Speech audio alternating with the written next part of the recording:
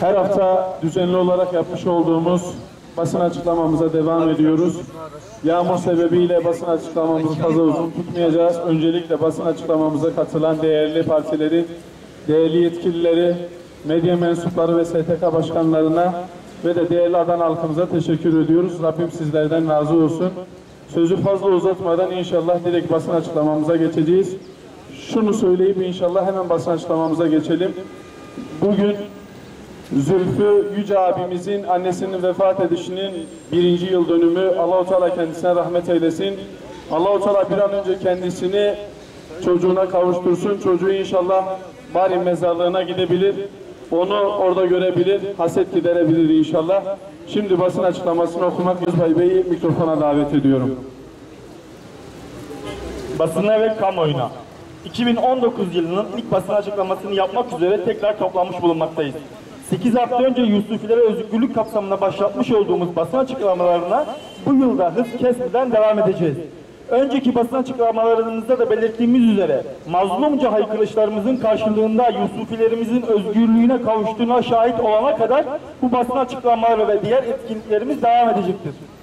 Önemli olan ateş dokunduğuna ses çıkarmak değil, haksızlık kime karşı işlenirse işlensin, ayrım gözetmeden mazlumun dini sorulmaz anlayışıyla meseleye sahip çıkmaktır. Herhangi bir siyasi veya askeri erkin sopasından korkmadan özgürce mazlumlara sahip çıkıp onların sesi olmaktır. Coğrafyamızda özellikle de son dönemlerde ruhumuza işlemiş çaresizlik ve neme lazımcı anlayışımızın haksızlığa uğramış insanlara kör kalınmasına sebep olduğunu net olarak görmekteyiz maalesef.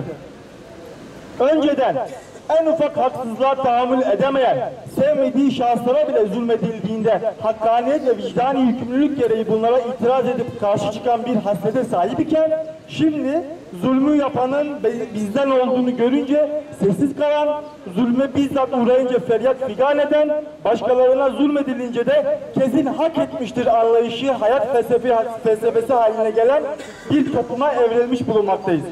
Bizlere yönelen baskı ve zulme karşı her daim dik ve diri dururken bu şiddet ve zulüm yön değiştirince rehavete kapılıp duyarsızlaşmaktayız. Bu bağlamda 28 Şubat dönemini iliklerine kadar yaşamış o dönemin mazlumlarının bugün duyarsızlaşmasını da bu anlamda değerlendirmek durumunda kalıyoruz maalesef. Kabullenemiyoruz. Bu anlamda kardeşane uyarımızı da yeniden yapmak istiyoruz. Artık gaflet uykusundan uyanın. Atalarımızın sözlerinde bahsettikleri gibi neyden post olmayacağını da görün Allah rızası için. Allah'tan başkasını da razı etmeye çalışmayın. Zira başaramazsınız. Artık zulme uğramış kardeşlerinizi görün. Çocuklar karnelerini babalarına zindanda değil, babalarının kucaklarında, dizlerinin dibinde göstersin. Anneler sırf yıllardır zindanda haksız yere kalan evladı yiyemediği için onun sevdiği yemekleri, tatlıyı yapmayı kendisine yasaklamasın. Bırakın da evlatlar annelerine, çocuklar babalarına kavuşsun. Sizler nasıl bu soğuk kış günlerinde çocuklarınızla ve ailenizle sıcacık şömineleriniz karşısında oturup muhabbet ediyorsanız, izin verin bu mazlumlar da zemheri ayların soğuk zindan köşelerinde değil, çocuklarının, eşlerinin, ana babaların sıcacık muhabbetleriyle ısınarak geçirsin evlerinde. Yani diyoruz ki artık 28 Şubat son bulsun.